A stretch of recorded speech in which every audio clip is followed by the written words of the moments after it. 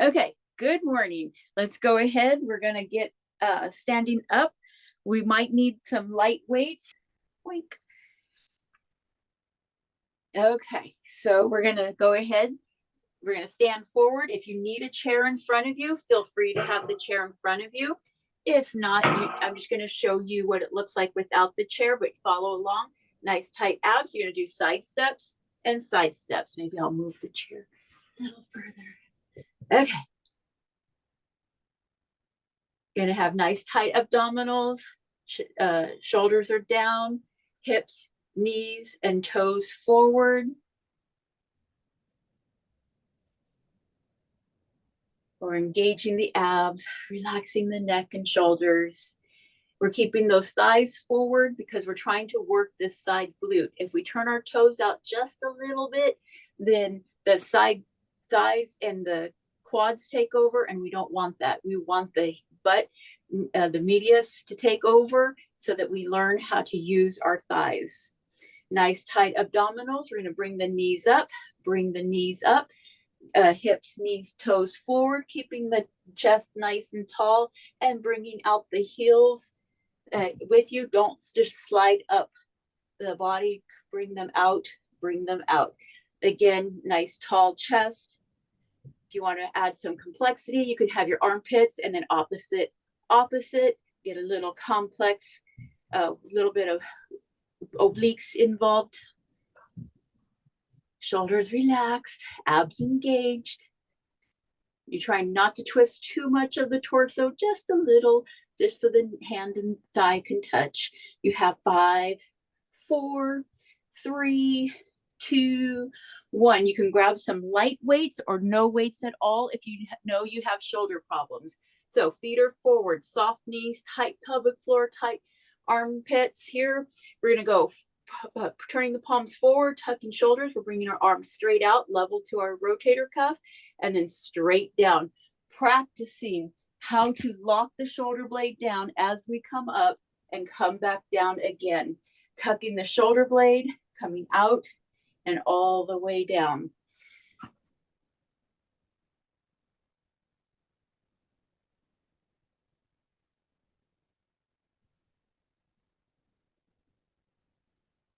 Nice tight abs.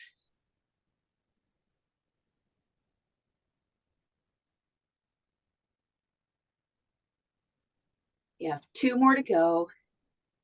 Soft knees. And 1 more right here. And come on down. Roll those shoulders back. Roll those shoulders back. So now we're going to do hamstring curls. If you need a chair, you're going to turn, I'm going to turn sideways so you can see. You kickstand your leg behind you, tall chest, shoulders are pulled back, abs tight, knees soft on your standing leg. You're going to lift the heel, tap it down, lift the heel, tap it down. And you're just trying not to let this thigh come forward. You're trying to hold it back, tap and lift, tap and lift. You want the lower glute taking over and you want the hamstring to take over.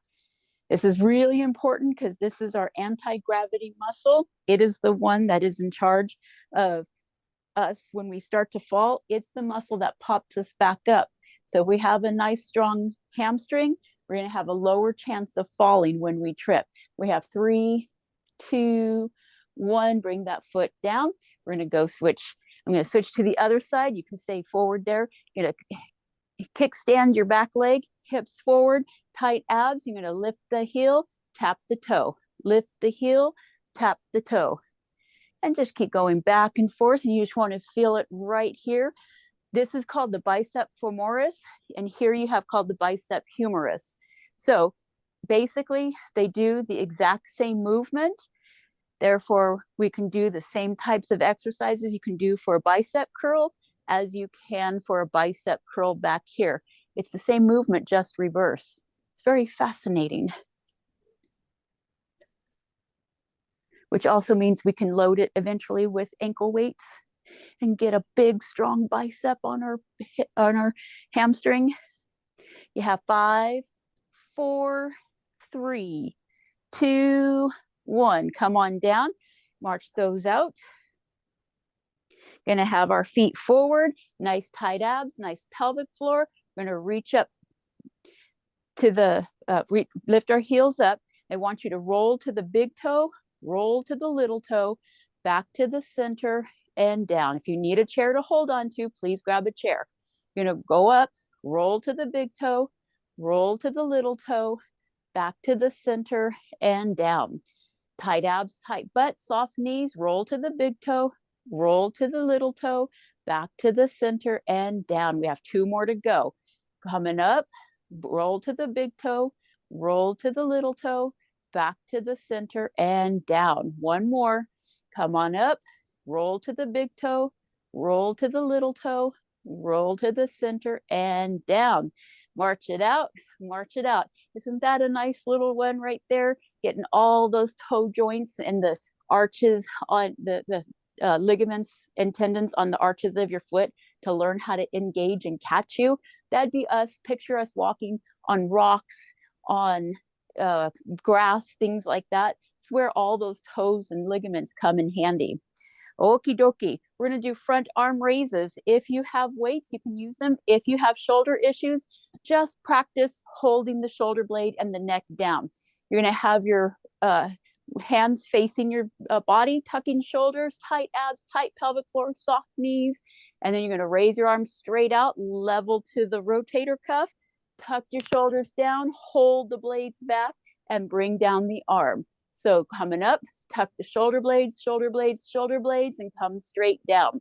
Tucking shoulder blades, come up, and then tuck shoulder blades, come down, down, down. Tucking shoulder blades, coming on up, and then keep those shoulder blades. You notice the tucking shoulder blades is just always the same story. It's all about how can we control the shoulder blades so that we're not putting all the pressure on the rotator cuff. That way we build up the whole socket. And this one is just tenuous. It takes forever to grow.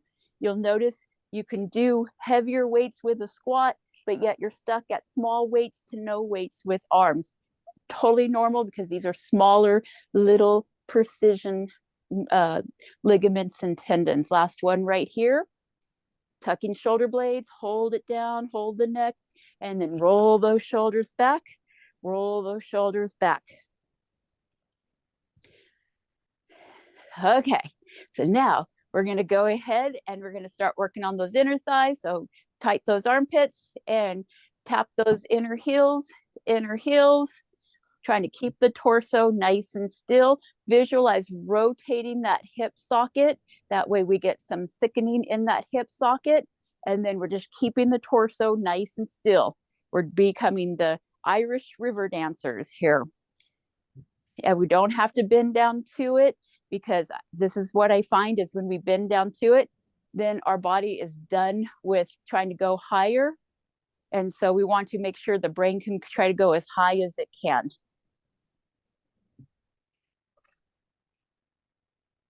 You have 5, 4, 3, 2, 1, and march it out, march it out. We're going to go ahead and just do some shin taps here. We're going to shift weight to the left leg, right foot is forward, hips forward, and we're going to tap and tap.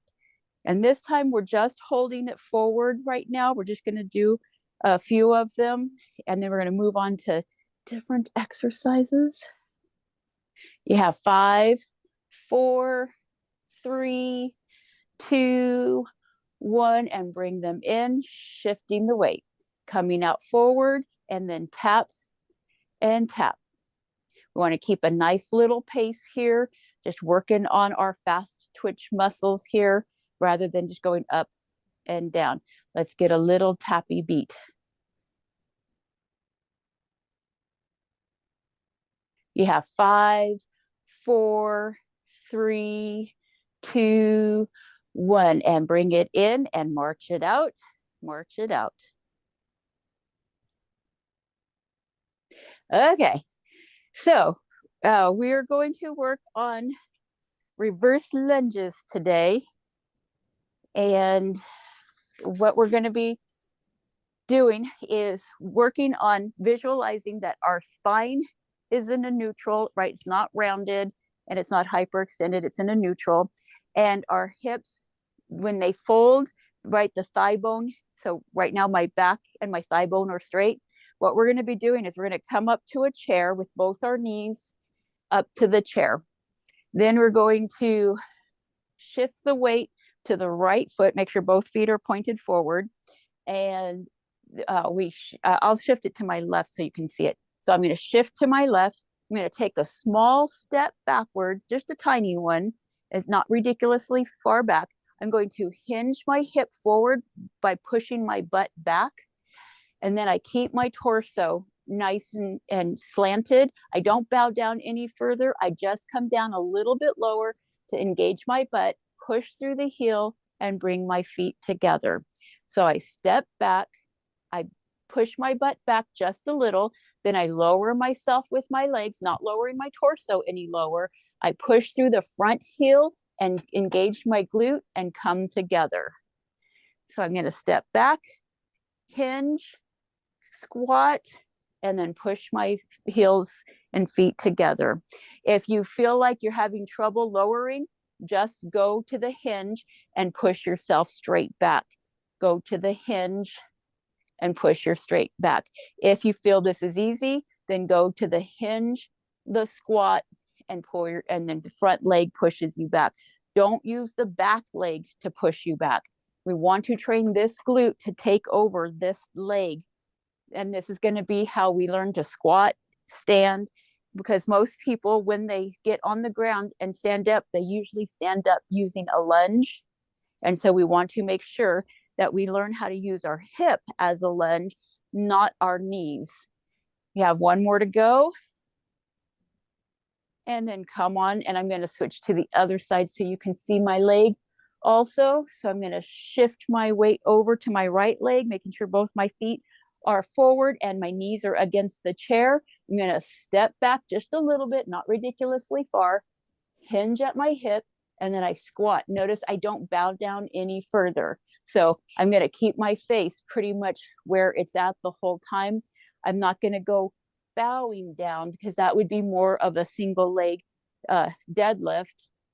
And this is going to be more of a single leg squat. And so we're trying to train the hip to hinge. I'm sorry, go back, hip to hinge, and then lower in the hip, and then push straight back up again. We want this butt and this abdominal here to control this hip socket, to control this thigh, to control the knee, to control the heel, so that you have strength in the body.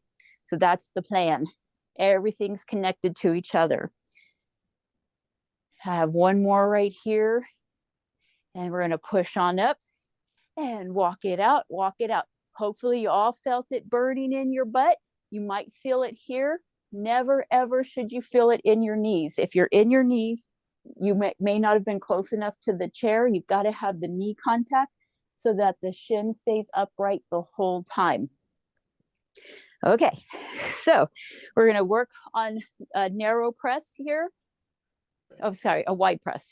So we're going to bring our arms, hands up to our sides. Instead of narrow, we're going to tuck the shoulders and kind of bring them wide, where we can feel our shoulder blades pull back a little bit.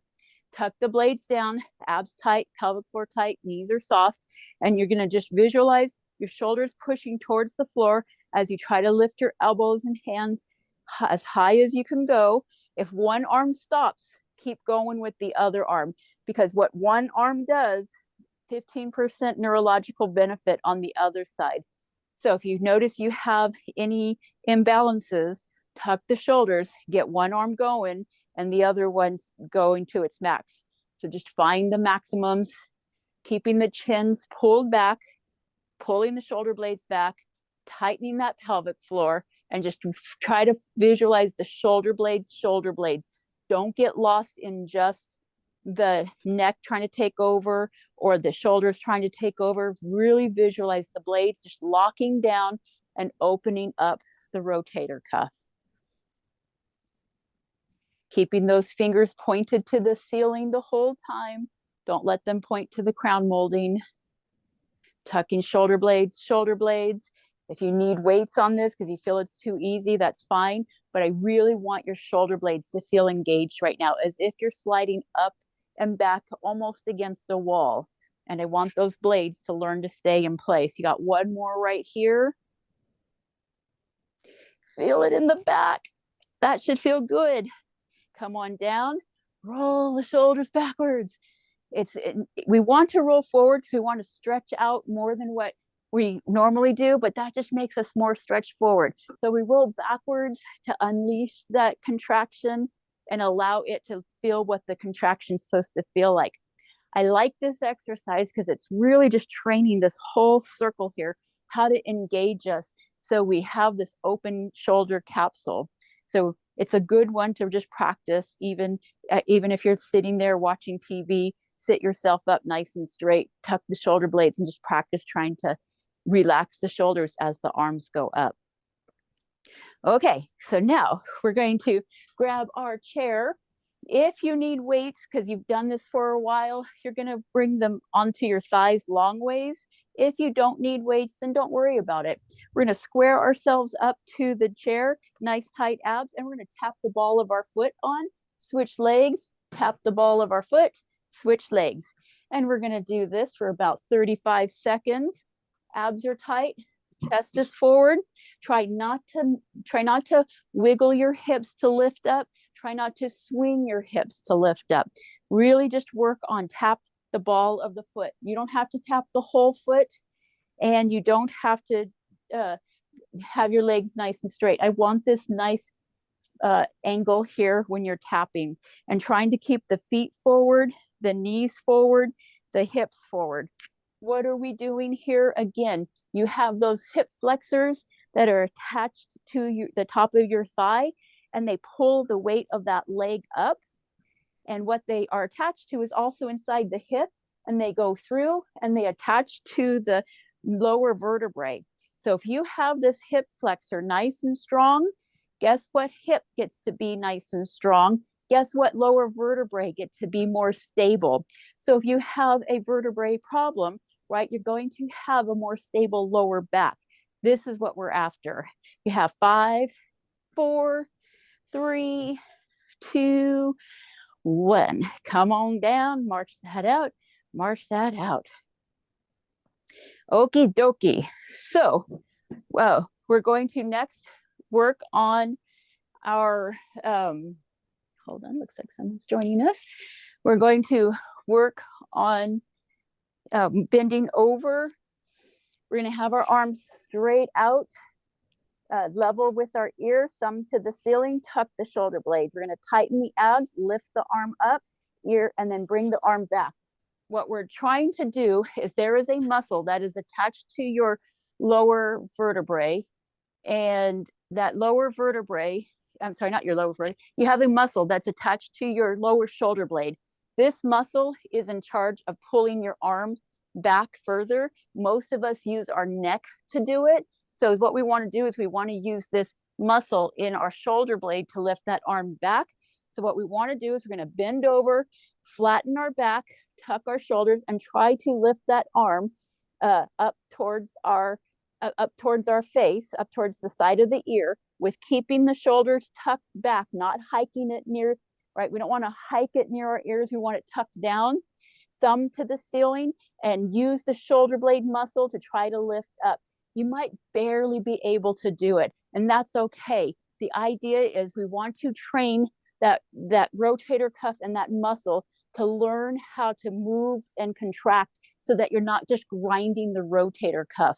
Let's try to get at least 10, and then we'll have you switch sides. So tuck in shoulder blade, and you're just going to lift. It's a tiny, tiny movement, so small. So you don't have to bring the arm all the way down or all the way up. You bring it up to as high as your shoulder rotator cuff can handle. So if it's barely low or it's all the way up to the ear, either one of those are all fair game. What we're trying to do is learn to disengage the neck and shoulder and try to find the nervous system in that shoulder blade. And I have 10 right there, tight abs, tight butt. We're going to go to the other side, folding over, tuck shoulders, bring it on up, tuck that blade, and we're just going to lift and lift. This one is very good for our back. Very good for our shoulders. This takes the neck out of the equation, training how to sink the shoulder blades into the rib cage to make the rotator cuff more stable. You have, I have 3 more to go. And I'm gonna come on down, nice tight abs. Come on up and roll those shoulders back. Roll those shoulders back.